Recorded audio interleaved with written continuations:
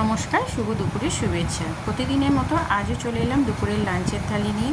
দুপুরের লাঞ্চে আমি আজ কী আয়োজন করেছি চলো তোমাদের সাথে তা শেয়ার করে নিই। আজ সোমবার, তো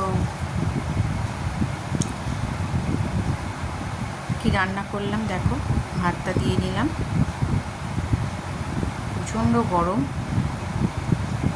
করেছি পাট শাক, একটু নুন মিষ্টি রসুন ফোড়ন লঙ্কা ফোড়ন দিয়ে একটু রসা রসা করে করেছি। আর করেছি উচ্ছে আলু ভাজা। দিয়ে দিলাম গোল করে কাটা কয়েক টুকরো শশা। এই গরমে শশাটা খুব দরকার খাওয়া। আর দিয়ে দিলাম মুসুর ডাল।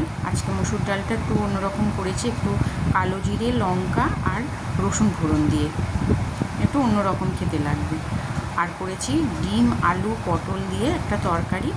এই তরকারিটা করেছি একটু গোবিন্দভোগ চাল দিয়ে।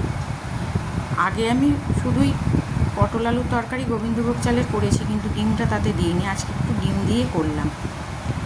তো যাই হোক বন্ধুরা, খেতে কিন্তু ওটা অসাধারণ হয়েছে। আর দিয়ে দিলাম 1 গ্লাস জল।